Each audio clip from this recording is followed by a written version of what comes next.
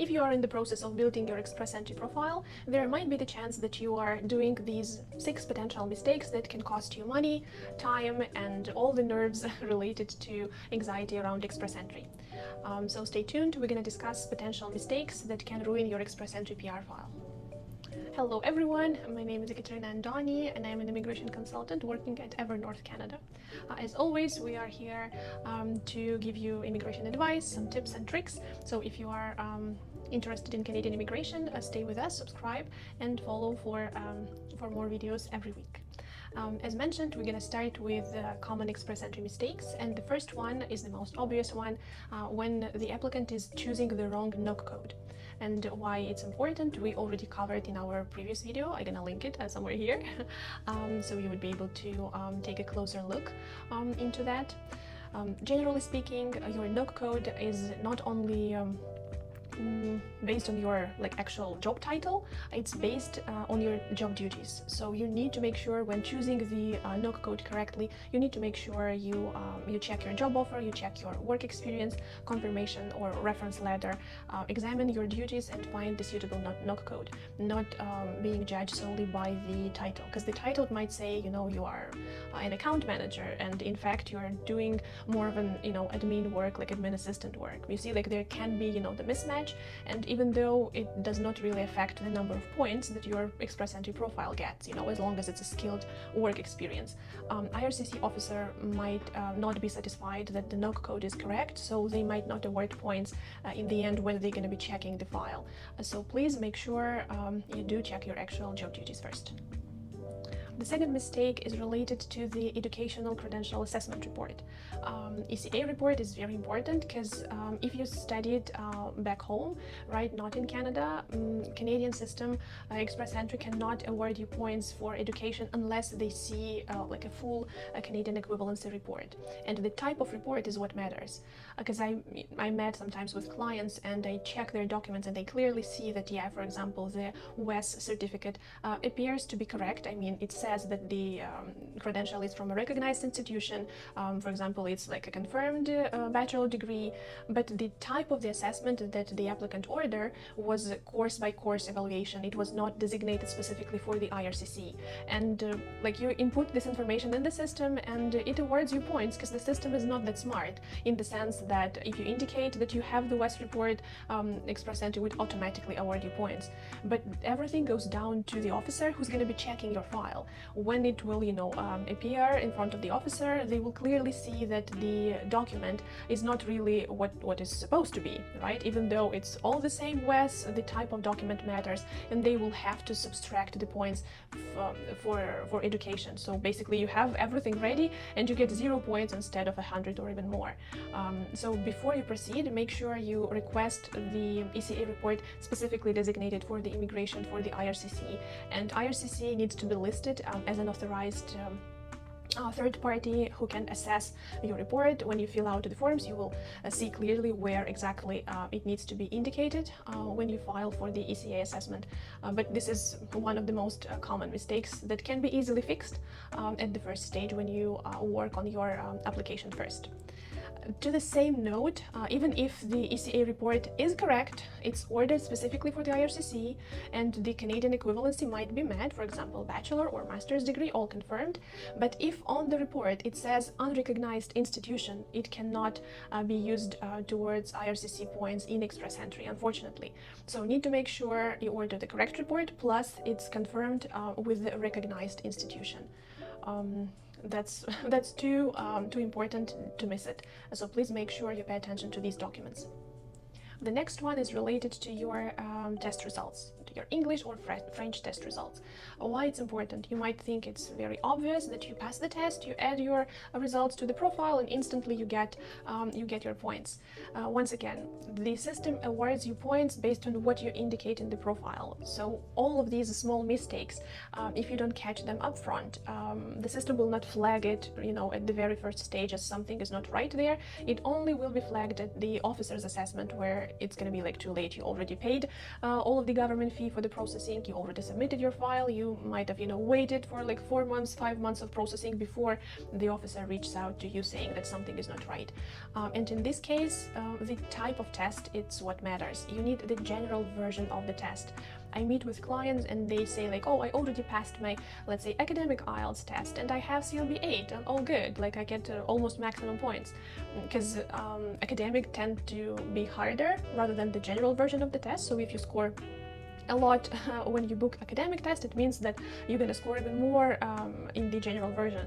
That's not how it works. Like, even if you provide brilliant academic test results, they are not recognized under express entry.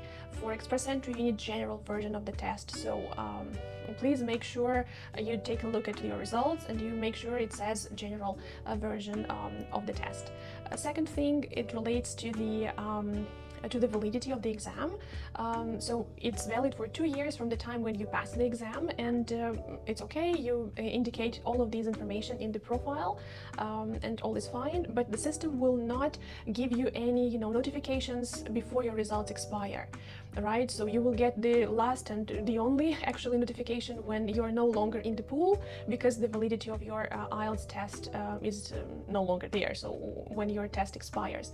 And in this case, you might just end up in the situation where you forgot that your test results expire and you get this notification through the portal, and you need to book another test because you cannot enter back into the pool with the old test results. You need to have your new fresh results. Everything might be booked in your location, so you need to wait like a week or 2 or even a month depending on the availability of the test centers. Then you need to wait 10 days until the test center gives you back the fresh report, and you might miss the targeted draw or the specific draw that you are waiting during this time while you're not in the pool. So before you register, or even if you register, just take a look at the validity of your results. And I usually advise people to book your next test just to be on the safer side, at least 2 months before the current one expires, allowing you a bit more time to basically not leave the pool, right, and not to miss the express entry draw. The next one is regarding proof of funds. If you don't have Canadian work experience, you cannot be considered under the Canadian experience class draws, where you don't need to show proof of funds. It means that in these cases where you rely on your foreign work experience, you need to have funds available. It's a mandatory requirement to have your bank statements and to indicate in the profile how much funds you have for the relocation. Even though you might be in Canada, they still want you to have these funds. And the common mistake here I see is people don't really realize that these funds must be yours, and they must be like fully accessible to you at all times, and they have to be available to you for a long period of time, meaning that let's say you are picked from the pool, right? You get your ITA, you provide your current bank statement, but you just put this money into the bank account, and IRCC sees it was not valid. It was not accessible for the last few months, and they might question the legitimacy of the money, like where did they come from? Is it yours? Because you cannot borrow money from someone. Just be very careful with this. If you have the amount that's required for the relocation as proof of funds, make sure you don't touch these funds, and during the entire application processing, a bit before then, during the entire processing and until the PR is confirmed, you have this money available on your bank account. Don't move funds, don't use them up all at all, because these things can be treated as a red flag. Officers might suspect that you borrowed money from someone and might refuse your application solely based on the proof of funds. The next one is regarding the self-employed work experience. For the Canadian experience class, you cannot be self-employed and claim points for it. But for overseas work experience, for the federal skilled worker stream, you can use your time as being self-employed towards points, but it needs to be properly documented. It's not prohibited, right? So you can be the business owner and you can claim this experience towards points.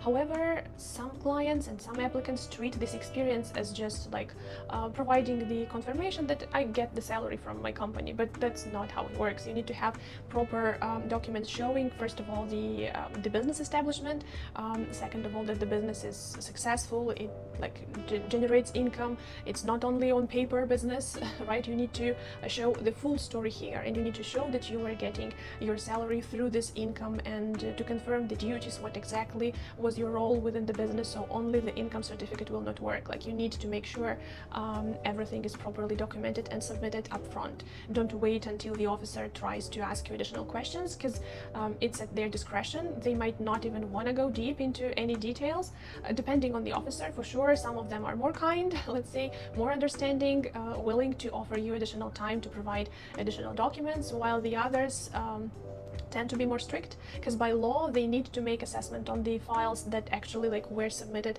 upfront with the entire application. So do it right from the beginning. The last but not least would be counting your work experience wrongly.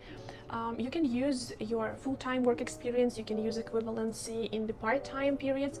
However, what I see is people do not really document and include all of these details correctly in the profile.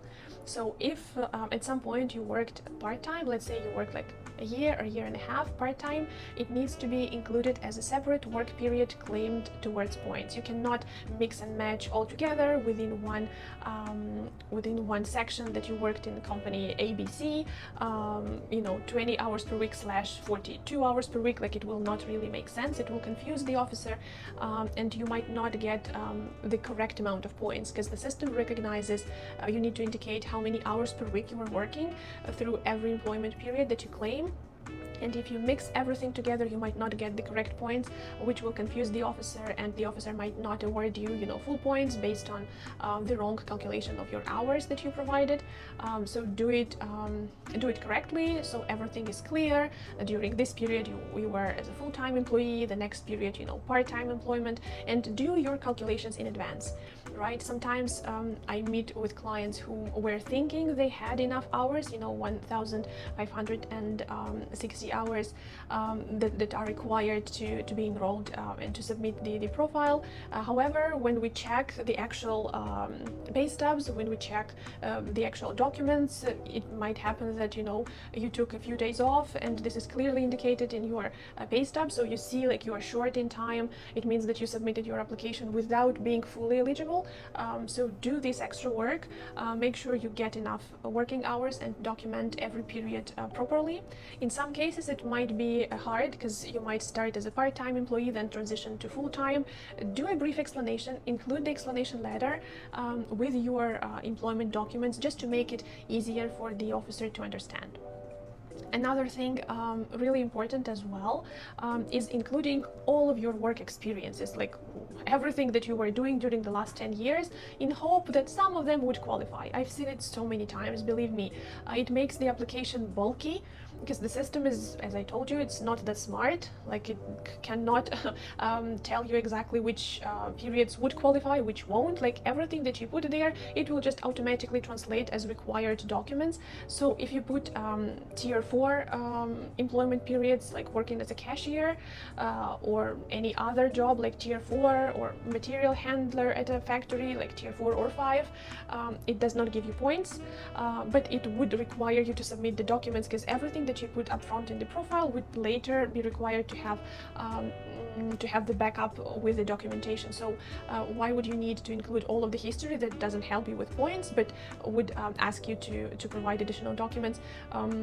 It will not lead to automatic refusal for sure, but of course it will lead to longer processing time, because the officer would need to check every single document one by one, because they are in the application package that you included, and you would just need to wait longer until the officer decides which job qualifies, which doesn't. Make their job easier, put everything up front in the profile, only the key period that actually you were working in a skilled position, working full-time, and you were getting paid, not volunteering or internships. These periods do not count, so put only things that give you points.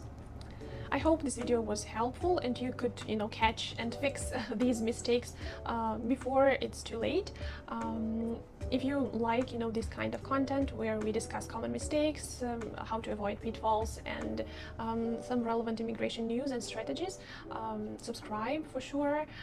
It helps us grow. React, comment. You can leave your suggestion on what you would like to see next. What would you like us to cover in the next video? Also in the comments, we would be happy to create a video and help you guys with the advice based on your questions. Next one gonna be exciting. I hopefully you like it.